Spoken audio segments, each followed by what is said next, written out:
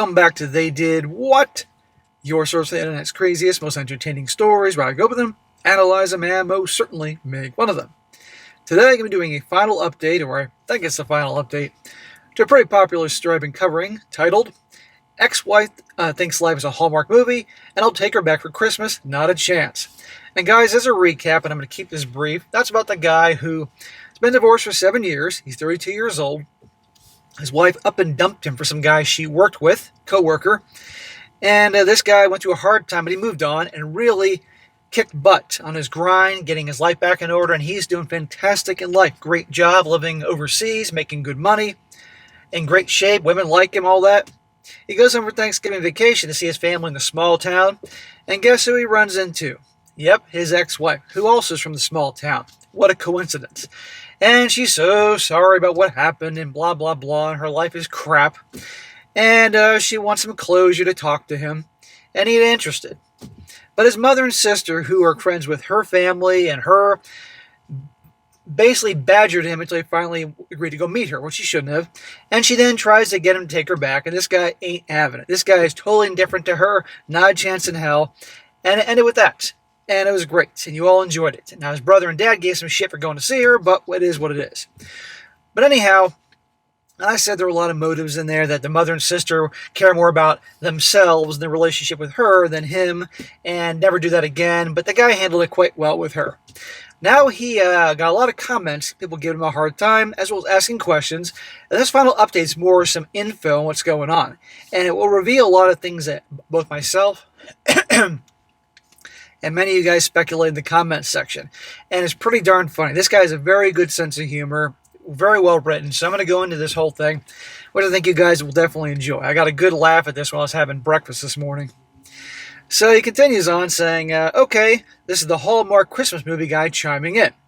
He says, I get it. You don't think I'm real or I'm Chat GPT. I wrote all this down ahead of time, so I'll have to separate out in multiple comments probably. One guy in the comment section said that you should all should take a shot when I mentioned the small town. He says, funny, go ahead. So he says small town a lot in the story, which made it sound like a Hallmark movie. I just want to address how I've been characterized by people because I don't want any misconceptions. First of all, I'm not a passport bro. Iceland, where I am now, is a westernized country, and most, if not all, of the women here would be proudly characterize themselves as feminists. As I understand it, feminists are passport bro kryptonite. The feminists in Iceland, huh? They're just popping up everywhere. Oh, how fun. I still do want to go to Iceland, though. You guys have convinced me in the comment section from the last video to go to Iceland. I'm staying here with friends. Shout out to Stefan and Maria. So I'm not spending money on hotels. I'm spending time with friends that I made while working here. Icelandic people are friendly as fuck if you get to know them, and I have to practically beg and plead to pick up the tab when I'm with them. You guys have correctly guessed that my small town is in Oklahoma. That's about as much doxing as I'm comfortable with. I guess I also made it sound like I'm struggling through Eastern Europe. I'm strutting through Eastern Europe shirtless, busting flaps like Johnny Applejizz. Nothing is further from the truth, I assure you. Henry Cavill and Chris Hemsworth don't hide their ladies from me in the face. I'm mid as fuck. Yeah, he talks about in the comment section in his stories that obviously he's gotten himself in a great shape and he's dating different women. But I want to make it clear I'm not like fucking James Bond or anything. And Henry Cavill and Hemsworth don't have to hide their women from me. He says, I got into great shape simply because my confidence was at an all-time low, and I was pretty depressed and antisocial, and I had nothing else but time. I wanted to see if I could go from dad bod to abs, and cease simply because I had the time when I wasn't working to do so. First, after my divorce, then during COVID lockdown, and then when I was antisocial in a different country. I got down to 12% body fat, took some pictures of myself like any good gym bro does, and then promptly let myself go to around 17 to 20% body fat because 12% was a fucking murder. Yeah, you gotta be pretty disciplined to stay around the 10 to 12% zone, and don't get me started about the single-digit zone. It can be done, but you're pretty disciplined. I've always been funny and outgoing. I've been told I should try stand-up comedy. That's how I meet people. I'm an outgoing, glad, hanking funny boy with a blurry jawline. I came out of my shell in Romania and went on a couple of awkward as fuck dates where I talked about my ex entirely too much. Well, that's the quickest way to turn a chick off on a date talking about your ex. I met Monica because some work colleagues mentioned that they played D&D, and I wanted to tag along. Monica was the DM. She had launched her cheating hubby into the troposphere half a year earlier, and I swooped in. Being my glad, handling funny boy self dialed to 110%, no shirtless flexing required. I'm aware that Budapest is in Hungary, not Romania, but Budapest is only a 1-hour flight from where I was. For $30, I can take the train, but it's a whole day's trip. Again, guys, he's responding to all the different questions and comments he had. We're going to get into more of the juicy stuff in a moment. Monica wants to be officially in a relationship while I'm still frisking her for knives, trust issues, thanks Sarah. Well, take your time with Monica. There's no rush. Make her work to get you. I got my job through straight up cheating and networking via college buddy. He got me in the door, and I glad handled funny boyed my way through the interview process. I guess another commenter put it correctly. I'm Oklahoma wealthy, although I'm sure some Beverly Hills residents would scoff at my paychecks. I make $75,000 a year. The twist is I can save most of that in interest-bearing investment accounts because my company pays for food, lodging, and public transport. I don't spend anything on stuff other than a fancy laptop for games, no furniture, no shelves for my non-existent novelty shot glass collection. I have no car. I'm busy enough that I don't have a lot of breaks in between assignments. When I do, I go visit Monica and stay at her place. I cook, do car maintenance, and housework chores, shirtless of course. Haha.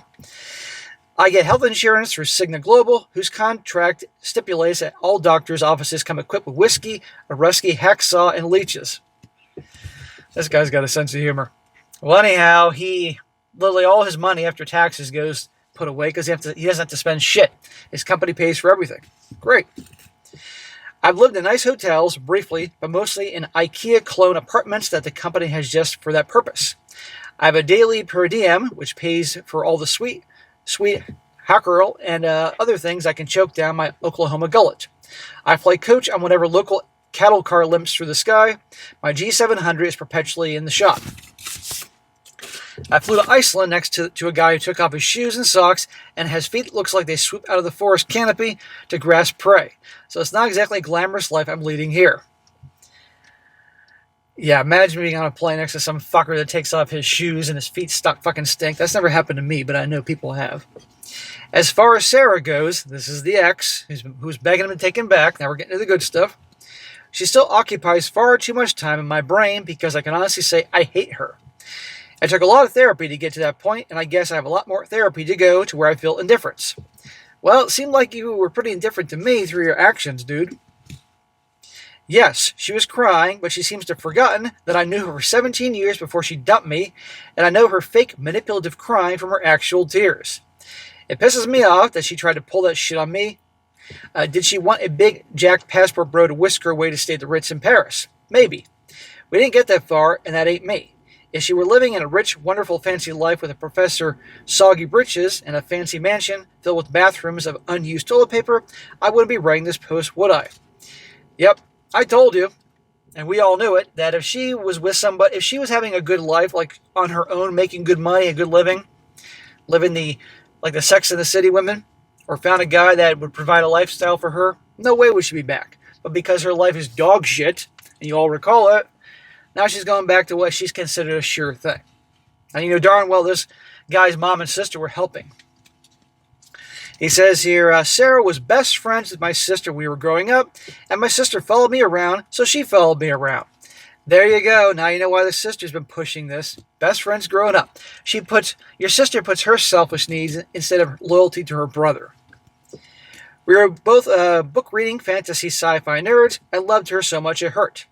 Sarah's stated goal was when I met her last was to be friends again. Did she want more than that? I don't give a fuck. I consider the person she is now a goddamn one who offed and killed the Sarah I used to know and love. What she is now is a used-up pile of slunk meat that I used to call honey. If hating one particular woman makes me a misogynist, then sign me up, I guess. Well, if your hate in her guts has pushed you in the direction that you are in your life, okay, so be it. But now it's time to let go of your hate. Have indifference. As far as skid marks go, the term she used was filthy underwear. Skid marks is the guy that she left this dude for. He was a total Chad and Tyrone from work. And it turns out he was just a total slob. He couldn't wipe his own ass right. And he had skid marks on his underwear. He was having to do his laundry, which is pretty funny. And it obviously didn't work out with him. I use artistic license to help to leap to skid marks because it's funny to me. The guy I picture her dumping me for, I'll call him Scott after the toilet paper, is a swarthy gentleman with greasy jet black hair and a pencil mustache, gazing confusingly at the instructions in the back of the pack of Charmin. I don't know what he really looks like. I don't want to know. As far as what he's up to, I have no idea. I think he probably is with whatever special needs 23-year-old he's convinced to take care of him, and poring over wirecutter.com reviews for bidets. Jesus, dude. My mom and sister know they're currently on my shit list. Well, they should be on your shit list. Again, your mom's was pushing this too. I didn't make it clear in the post, but they know now that bringing up Sarah to me again will have serious consequences on our relationship. Yeah, well, guess what? They're going to try, and they're going to test you to see if there's serious consequences. I think my sister just wanted to be able to spend time with me and Sarah together again, as she said to me that she misses it. So do I. I tried to convince her that Sarah, she, and I thought we knew no longer exists, and maybe never did, but she isn't having any of it. Well, of course, she doesn't want to admit that she was wrong about Sarah. Your sister's an asshole. My mom treated Sarah like a daughter and knew her from when she was born. I also know that there's been an uncomfortable rift between her and Sarah's mom since Sarah brought home Captain Smelly Pants for holiday dinner. My mom just wants her best friend, Sarah's mom, back too. They'll just have to work it out for themselves. Personally, I think I did them a favor by not telling Sarah what I really thought of her. That's as far as my charity goes. And again, the mother is putting her own selfish wants to have the relationship with her friend more than her own son's happiness. This is why, guys, you listen to men for advice when it comes to women, not your mom or your sister or anything like that. Because remember, there's a breakup, your mom may really like your girlfriend. Or maybe your mom was like your girlfriend back in the day. And then the same thing with your sister. I'm not saying all moms and sisters are going to take the side of a bad girlfriend over their son, but it happens a lot.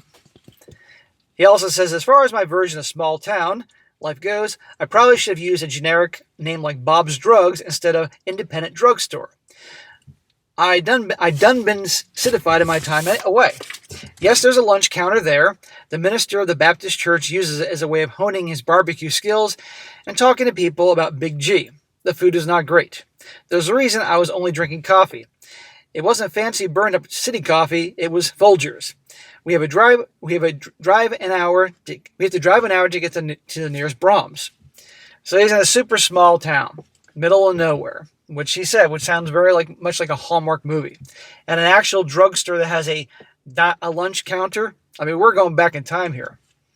He says, if your small town life differs from my small town, then fine. In my small town, when you take a shit, everybody knows what color it is. It's both comforting and terrifying. The school we attended is actually in a nearby town and not our town. We're that tiny.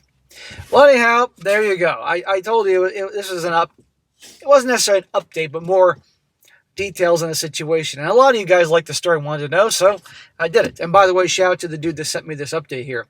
So this guy clearly has a good sense of humor.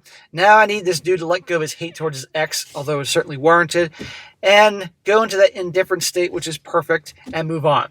And again, your mom and sister are going to test you with the whole bringing up Sarah thing. They ain't done yet. Maybe Sarah's done, but mom and sister aren't done yet. And you're going to have to lay down the law. And as I said before, that maybe you don't talk to him for a while. Hey, no loss. But anyhow, bro, entertaining story. Good luck in your adventures. Don't rush to be in a relationship with Monica. Take your time. There's no rush. You're 32. Your prime has really just begun. And you got your whole life ahead of you. And if you do settle down eventually, take all the lessons you've learned the hard way into that. And hopefully you got a good life going. All right, guys, that's it for today. Be sure to comment down below. Let me know what you think about this. And, guys, you find a good story to share, whether your own personal story or a good one here on Reddit, send it my way, strongsuccessfulmale@gmail.com. Again, if it's good for the channel, I'll definitely cover it. Or if it's a shorter story, not too long, I can use it on my other channel, Hit the Bricks, which, by the way, guys, definitely sign up for all three because sometimes I can't do one on one channel one day, but I guarantee I'm doing a video on somewhere else.